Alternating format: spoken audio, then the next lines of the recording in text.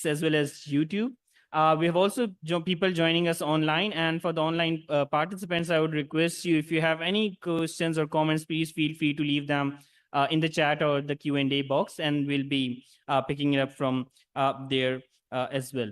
Now, just to sort of, again, very quickly describe the importance or the significance of special economic zones in industrial development, what we're really looking here is how these special economic zones can actually be expedited, especially given some of the very recent challenges, Mustafa Saab, we have been facing, given some of the conditions from the IMF as well. So how do we actually go about these challenges? And especially when we talk about the low carbon development, the indigenization of renewable energy technologies, how can those be expedited in these SEZs as well? Just in the morning, we also had another panel discussion in which we were also joined by the former ambassador of Pakistan to China, Ms. Ambassador Nagmana Hashmi, who also talked a lot around the very significance or the importance of these developments, or the importance of learning from the Chinese experience as well.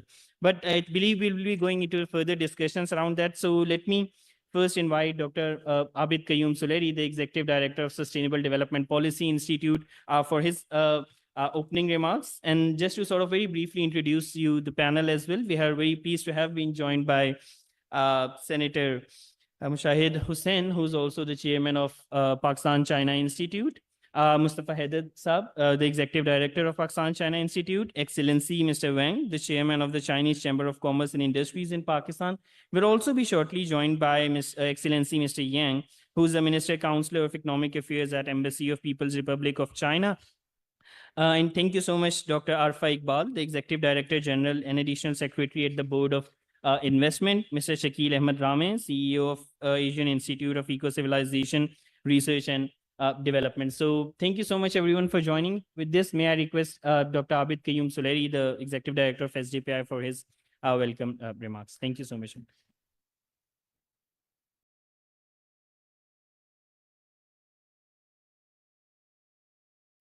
Thank you, Ubaid. Good morning. Good afternoon, ladies and gentlemen.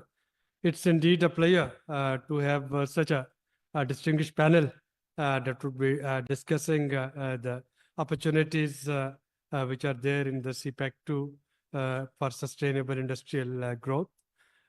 Just to link it with the broader theme of our conference, we are talking of resilience amidst fragility, and we realized that while many things that could go wrong went wrong in last year, but there are islands of hopes and islands of success.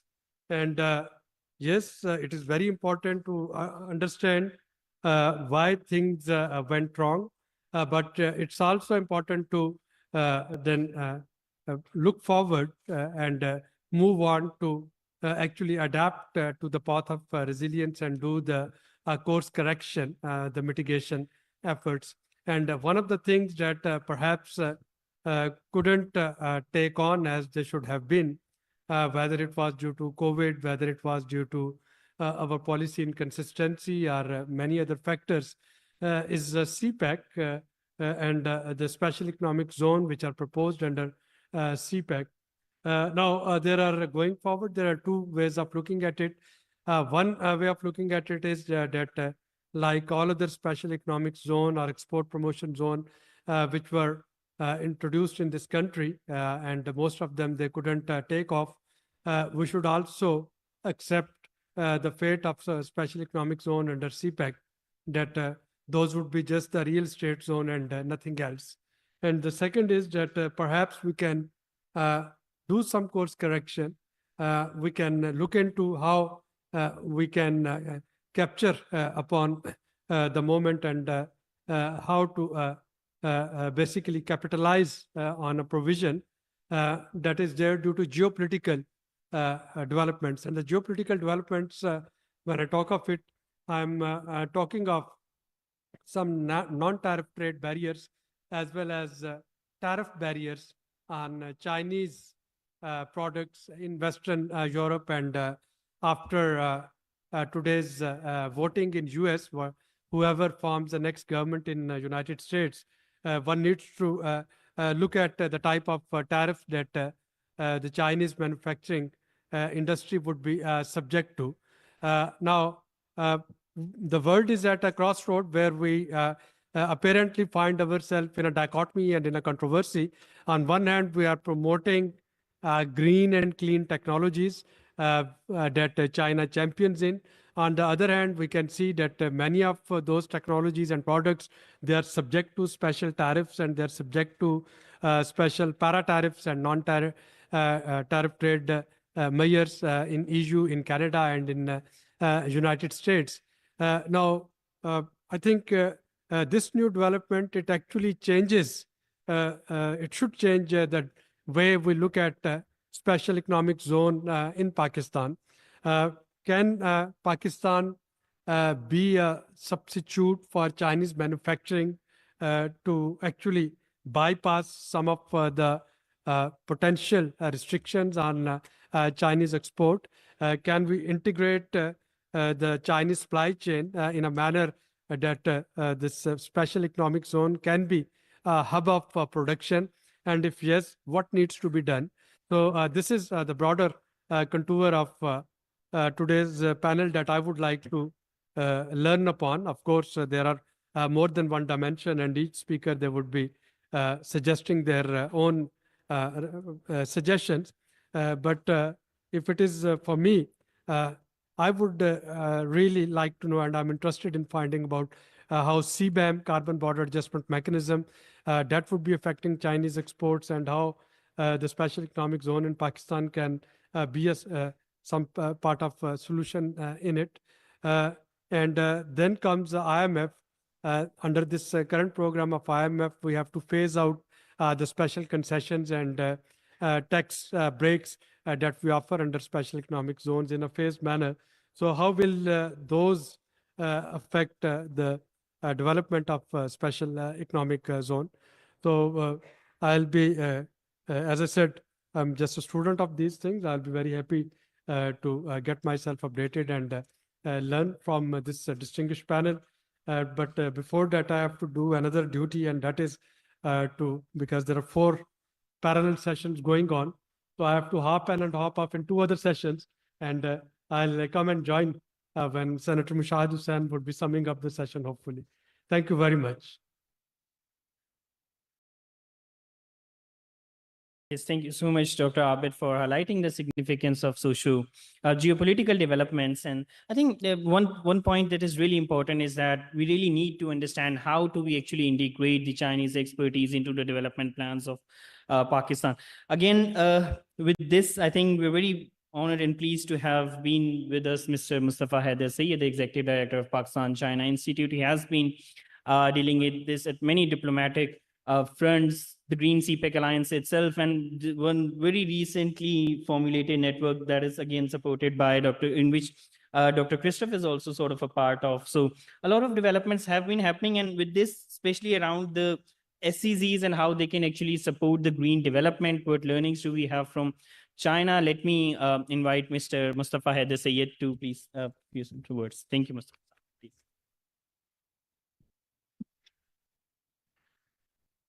Bismillah ar-Rahman ar-Rahim.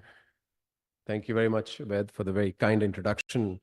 Would like to congratulate the SDPI for holding a great Sustainable Development Conference. And it's a pleasure and a privilege for the Green CPEC Alliance to host this panel today on industrial zones.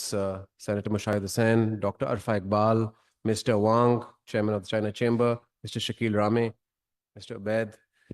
I think this is a very important topic that we are going to talk about. And Dr.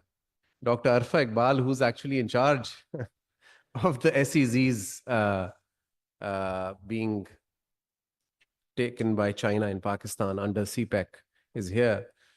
So I leave the major points, technical points to her, but she has recently taken charge, reasonably recently. And we've been talking about SEZs for a while. And I think there are 2 key points before I dive into the specific points about Pakistan's special economic zones. And I also actually want to reference Dr. Hassan Dawood Bhatt Saab, which he's I think, joining us online. And he's done a lot of work on CPEC. I think the first important point is that the opportunity for countries like Pakistan is because of the big power competition. We see that electric vehicles, solar panels, renewable energy products are being not encouraged, discouraged. Trade barriers are being put up in a lot of Western countries, which were important markets for Chinese industries, for Chinese companies to relocate. And because of these trade barriers, these companies are unable to materialize their investment successfully, or their investment or those projects are getting dislodged because some trade barriers have already been put, and some countries are in the process of putting these trade barriers, particularly in regard to electric vehicles. So that is one huge opportunity for countries like Pakistan with a population of 250 million to capitalize on those industries which cannot be absorbed in Western markets, to divert and come to South Asia. And in South Asia, Pakistan is a natural choice because of Pakistan, India's tension with China geopolitically. So Pakistan is a natural choice here. Secondly, I think it's important to understand that the second phase of the BRI, unlike the first one, is based on market principles completely. Chinese enterprises and their decisions to invest are being guided exclusively by economics, not based on political relationships. And this is, I think, that we need to understand in Pakistan, this point. Another point which is linked with this is that the first phase of the CPEC, the first phase of the BRI, was driven by state-owned enterprises, SOEs. And SOEs led the way. There are fantastic SOEs here. Energy China, leading energy enterprise. Power China is here. China Three Gorges is here. Now we see that a lot of private sector of China is also leading the way and has joined the bandwagon. And originally, the SOEs, the state-owned enterprises, paved the way for the China-Pakistan economic corridor. For all the key projects, if you look, the early harvest projects, they were by state-owned enterprises. Now we see market-based approach. Third important point, because I think we have to understand the context before we start talking about and expecting industry investment in Pakistan's industrial zones. Because I think we all have spoken multiple times on investment in Pakistan's CPEC SEZs. The other point is that what is the competitiveness of the host country compared to other countries? How competitive is the host country compared to other countries in terms of ease of doing business, in terms of materializing the investment after the investor arrives? In how long can they open bank accounts? In how long can they start the construction of the project? Or how much delay? After how much delay can they start the construction of the project? I think this is a very key question. And I think that this topic of phase 2 and special economic zones will be determined by this point. How competitive are we? And we are talking about the relocation of Chinese industries, when it will happen. Well, guess what? It's already happening. It is already taking place. It has taken place in certain countries, and it is taking place as we speak. I think a great example is the BYD, which is also, inshallah, coming to Pakistan, but it is already manufacturing in Thailand and Indonesia. GAIC Ion, which is a Guangzhou Automobile Group, which is ranked number 3 in China in EVs, is already manufacturing in Thailand and Indonesia. And then we have the solar, huge relocation of solar panel manufacturing, which we've been vying for Pakistan in Vietnam. Huge solar assembling and manufacturing is now taking place in Vietnam. So these decisions by these companies is based on how competitive these other markets are. So now in this phase, when Chinese companies will decide whether to or whether not to invest in Pakistan, it will be based of how competitive our business environment is to other countries.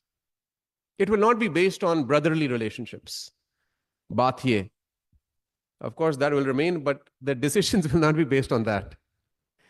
So I want to go into some of the details of what has been already achieved by Chinese companies in the past year and a half post-COVID. What we have been seeing. 41 manufacturing and logistic projects in Mexico, and 39 manufacturing and logistic projects in Vietnam have been started by Chinese companies. Both these countries are, Vietnam is a key country in ASEAN, Mexico, we all know. This is based on completely market-based principles where these Chinese companies have already announced to assemble and initiate. Despite the big power competition between the United States and China, but United States remains the biggest for Chinese consumer goods. Chinese logistic operators are now leasing substantial warehouse space across the US. And in 2024 alone, logistic companies and e-commerce providers accounted for 20% of net new warehouse leasing in the United States. So what I'm talking about is a trend. And we can see that there is a complete separation of the political relationship that China has with countries with the economic relationship. You can see that the investment in China, in the United States of warehousing is 20% of the total warehousing market of the United States. Similarly, we have seen that the automotive industry and the solar industry has also been relocating. Chinese solar companies have announced to establish 20 gigawatts in the United States within the next fiscal year of 2025. 20 gigawatts. So the magnitude of that, of 20 gigawatts, is something that we all can understand. It's huge.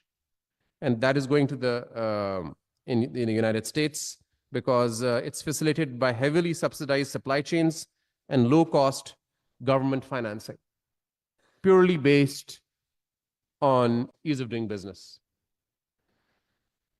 And this, in 2024, $71 billion was the total outbound investment of China, from China to the outside markets. $71 billion. And the total size, which was announced in 2014 of CPEC at that time, was $65 billion, of which between $28 to $30 billion has been invested. So if Pakistan, as the pilot project of the BRI, the CPEC as the pilot project of the BRI, even aspires for 10% of the $71 billion, that's $7 billion. The $7.1 billion. It's a great opportunity. It's a big opportunity. Only even just 10% in 2024, which is ending now. Of course, then I have the special economic zone policies of Vietnam in front of me and Indonesia, which have materialized substantive investment, but I'm not going to go deep into that. I think the question for Pakistan is to see why it has not worked, to have self-reflection, why our SEZs have not taken off. We have Rashakai, set up by the China Road and Bridge Corporation in KPK. It's on the motorway. We have Dhabeji, we have Allama Iqbal Industrial Park, and now I think it's a very welcome initiative. A new model SEZ has been announced in Karachi. I think Karachi makes the most sense where there's a industrial international port. But we have to, I think, take into account at this stage, as we move on, why have the current SEZs not taken off within CPEC? And we have to acknowledge that they have not taken off and that they have not worked. And what can we do for it to work going forward? What are those measures that can be taken, those regulatory mechanisms? And I think one key mechanism I would propose before I close is to have a body that oversees SEZs, which is fully empowered, which is autonomous and empowered. And it can perhaps also be through law, legislation, fully empowered, that does not have to report to bureaucracy, doesn't have to report to a government, because we have change in cabinet portfolios in Pakistan. We have change in bureaucracy at a very fast pace. If a CEO of a SEZ company will keep waiting when the secretary of a particular line ministry is in his office or in her office to fast track that SEZ, we will continue to be where we are right now for another next 10 years.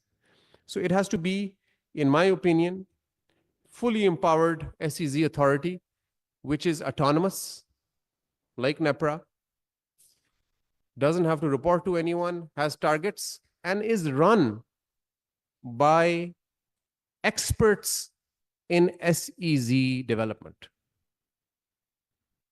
This is, I think, very critical. Expertise in SEZ development. Autonomous, empowered with timelines. I think that is the only way forward. And I have a great hope with Dr. Arfa now as the additional secretary in Board of Investment that things will start moving. Thank you very much.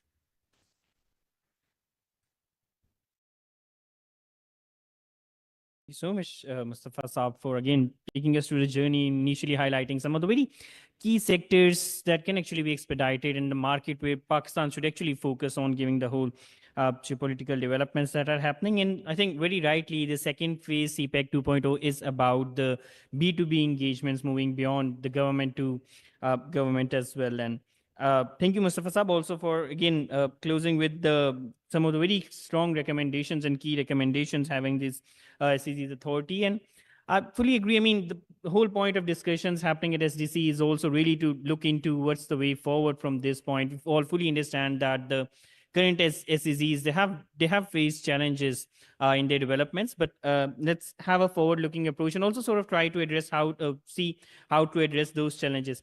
And I think with this, we're very pleased to have with us Dr. Hassan Daud Butt. Thank you so much, Dr. Saab, for joining us online. Initially, Dr. Saab was supposed to join us here in person, but I believe he has to travel to China. So Dr. Saab is, again, a very close friend of SDPI, PCI, and definitely the CPEC. But Dr. Hassan, coming to you for a brief technical presentation on the SEZs, we fully understand that we do really need to highlight the challenges that have been happening, but we'll also be looking forward to some of the key recommendations and messages coming from your end. And just in the interest of time, we'll request you to sort of keep this presentation to 8 minutes or maximum of 9 to 10, please. Over to you, Dr. Saab. Thank you. Yes, thank you very much. I think there cannot be a better platform where you can actually highlight some of the concerns and propose way forward than the event that is happening as we speak. And I think the most concerned people are sitting here, especially from China and I think within the corporate world of Pakistan, who are really concerned about the industrial development. But I've been talking about this for almost now 10 years. Dr. Irfa is here. We started learning about China and together almost and, sharing experiences wherever. But I think I've come to this point where I would really like to ask each one of you, are these special economic zone really special for us? Do they really mean something to us? Do we really need them? या ये सिर्फ गुफ्तगू के हद तक है? Because when we talk of sustainable special economic zone, what about not so sustainable special economic zone, which are far too many and far too much? While we know the promises around the special economic zone, we understand the challenges around them. Why are we not being able to actually implement the roadmap that was there? So therefore, ladies and gentlemen, I have my slides today and my presentation today will be in three parts. The first part is how is the world looking at these SEZs? The second part is how China is looking at SEZs. What were the promises made in 2013 by not China only, by us also? And then what is the way forward? Because I think, and I will say it on the onset, is an old Chinese saying that in order to attract phoenix, you have to build the nest first. And building nest is not that difficult, and we can actually build them as fast as possible with leaders like Mushahid Hussain Saab with us, supporting us in this great journey. So what is happening, ladies and gentlemen, and I would also reflect on, and I'm glad that I mentioned those points which Abid Suleri Saab, Dr. Abid Suleri mentioned.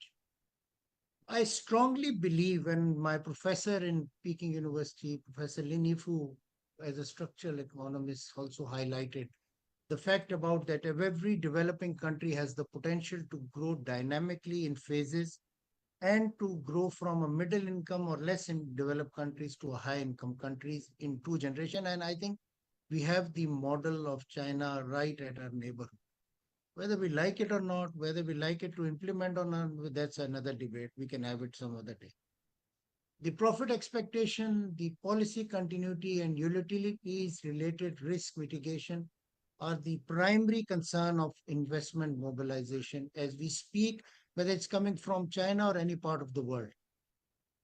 And naturally around that, because we are not just the only island state which is working on attracting investment, we are looking at other countries who are also trying to attract and create that pull factor for Chinese investment to come to Pakistan. And the main driver for this is technology, trade liberalization, free capital movement, advancement in communication. But from the great times which my generation actually leveraged from, the times of globalization, where we enjoyed the luxury of traveling, doing business, and more, I think now it is moving towards a globalization approach. And I have been highlighting this for almost 3 years now, that now nearshoring and friendly shoring is happening. So we need to create more friends so that they can invest in Pakistan. And I think the whole of government approach that is coming through SIFC, attracting the Middle Eastern countries. But I hope in this process, when we attract or make new friends, we do not forget old friends. The World Economic Forum and the debate that is happening as we speak, by IMF and the World Bank, I think they are highlighting the fact that low-income countries will be caught up in the crossfire, and because of this, the investment or coming towards us may reduce by 2%, which has already fallen down by 12% in the last 2 years. But the good part is that the investor sentiments is improving. And I totally echo my great friend Mustafa here. A lot of Chinese are visiting, coming to us in different sectors, from packaging to energy to renewable to many other. But I think this drive around green and sustainable, because my topic is around sustainable development, is largely driven by the global development initiatives, for which they would like to suggest SEZs as center of excellence, where there is unique environment to test, innovate financial models, and of course, look at comparative. So China is growing each year.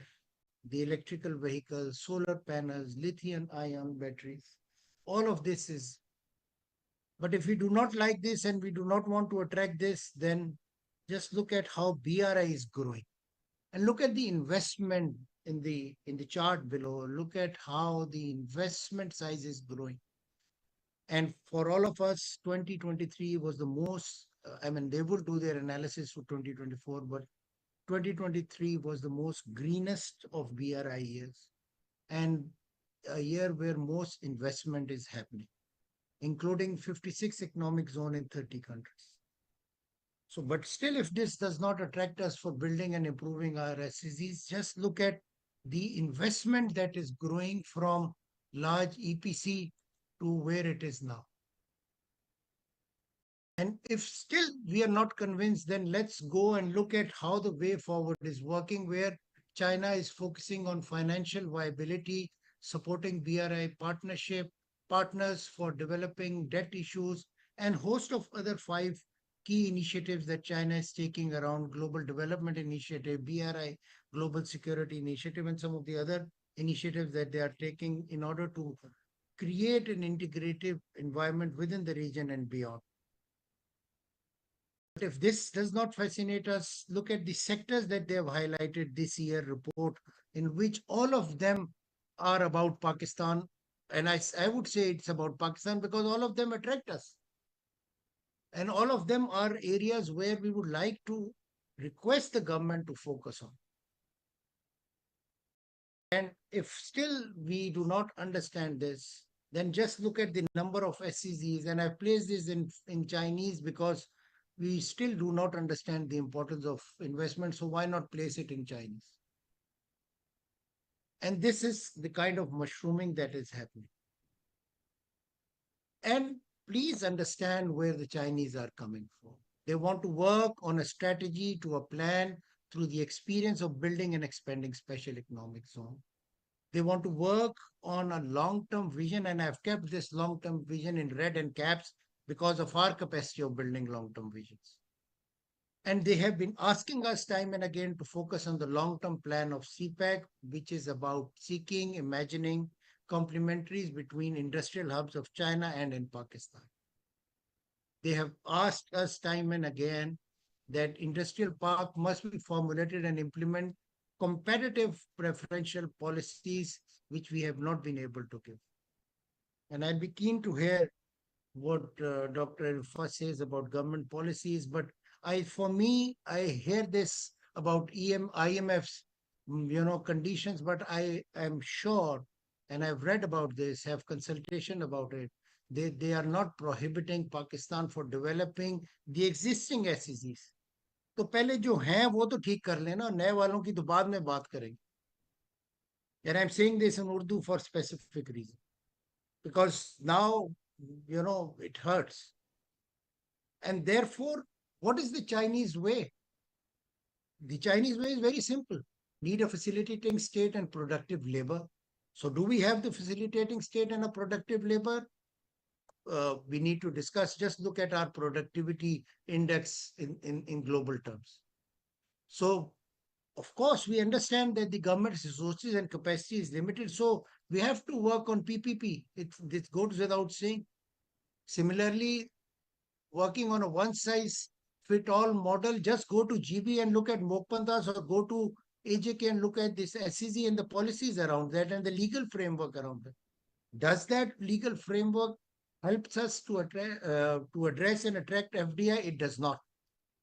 And I can have a lengthy discussion around that. And of course, they have to approach the federal government, which in itself is about to. So एक ही SEZ जो अभी तक federal government ने बनाना था वो इस्लामाबाद में था और वो अब तक बना नहीं है और उसकी बात भी नहीं.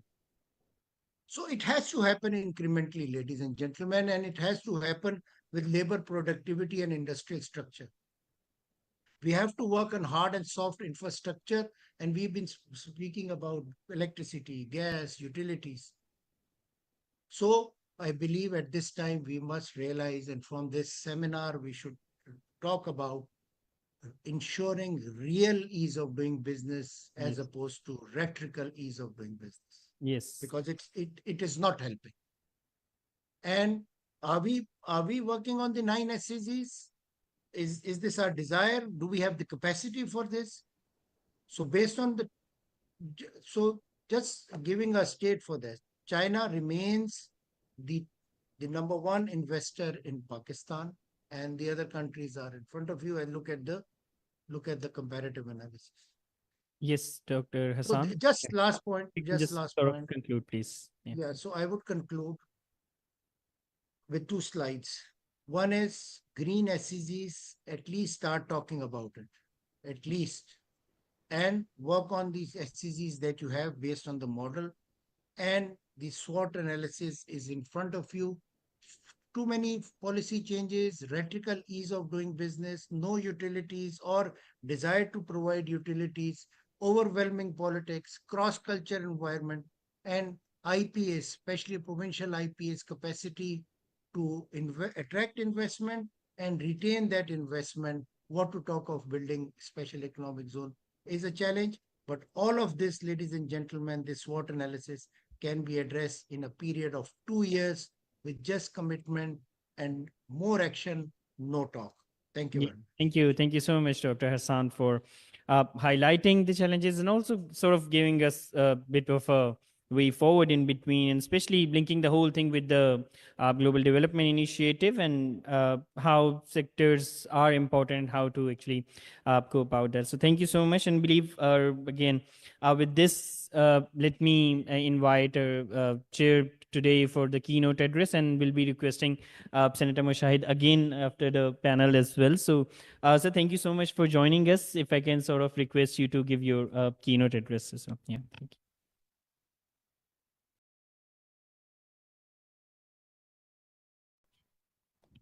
Ni hao to our Chinese friends, Mr. Yang. And good afternoon, ladies and gentlemen. I'm very pleased to be speaking here at the Pakistan-China Friendship Center, which is a gift from China to Pakistan as part of CPEC, to speak on the issue of CPEC, special economic zones, and the overall Pakistan-China economic relationship. I think let's look at the big picture first. China's role.